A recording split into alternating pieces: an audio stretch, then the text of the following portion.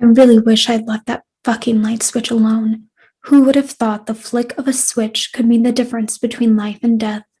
Actually, everyone's thought that. That's why I turned it on. Stupid little rituals that we take from childhood. The light will chase the monsters away. The blanket over your head will save you from the boogeyman. It seems like you just get more of these rituals as you get older. As long as you lock the doors and turn on the home security system, you can rest your head happily in your cozy little fortified home. No killers or psychos, monsters or boogeymen. But it doesn't work. None of it. We always slip up somehow. The one time you forget to lock that door, that's when they get you. I would have been sound asleep if I hadn't been woken up by the loud slam as the front door blew open. I stumbled out of bed and down the hall to see it swinging back and forth. I moved quickly down the hall to secure it. A moment of panic swelled inside of me. My home felt like a crime scene. It wasn't my safe little sanctum anymore. Despite the overwhelming feeling of intrusion, there was no sign of disruption, just the door, just my careless mistake. I couldn't comprehend it at first. It had to be a burglar or some psycho. I looked around the rest of the house, checking every cupboard, every crevice. Nothing. I felt stupid but relieved. I just wanted to get back to bed and forget this whole embarrassment. I flung myself back down on my bed, closed my eyes for just a second. I sat back up. There was no way I'd fall asleep unless I double-checked that I locked the door this time. I was sure I had done it this time, but I felt this was justified paranoia. I got to the door and twisted the handle roughly about a dozen times, each time feeling the resistance of the lock. I smiled, safe.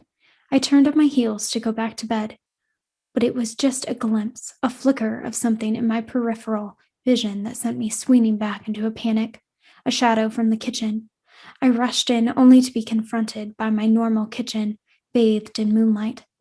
I sighed, questioned my sanity, and decided that this, the longest night of my life, must end.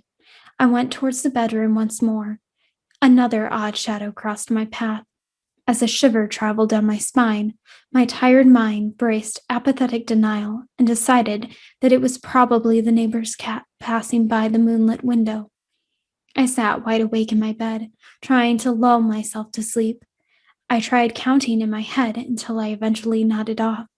But every time I closed my eyes, that feeling of intrusion was still there, the hands of something unseen looming above my head.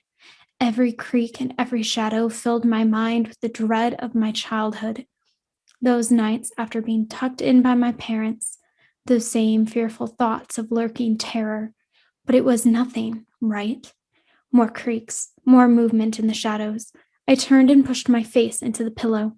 I felt something brush past my foot, which stuck awkwardly out from under my blanket. I jolted upright, looking deeply into the darkness. Swirling shadows, the monsters, the boogeymen. I felt around sheepishly for my phone. The dull light of the screen could put me at ease. Nothing on the nightstand, and when my fingers roamed around the edge of the bed, instinctively I retracted them for fear of the unknown. I was alone, but in the shadows I saw them, the monsters. Inky, abnormal beasts. It was the only thing I thought could help me. I lunged from the bed directly at the switch. My palm slammed down on it, and the room erupted into light. My eyes burned momentarily, and I glanced around the room. Empty, safe, just paranoia. I shook my head and hit the switch once more, climbing into bed in the pitch black. No shadows without my night vision. But now I hear them. I can't see them now. I don't know what they want, but I know that I can't leave. The rituals have failed. They're on the other side of this blanket, and all I can do now is hope that they're gone in the morning.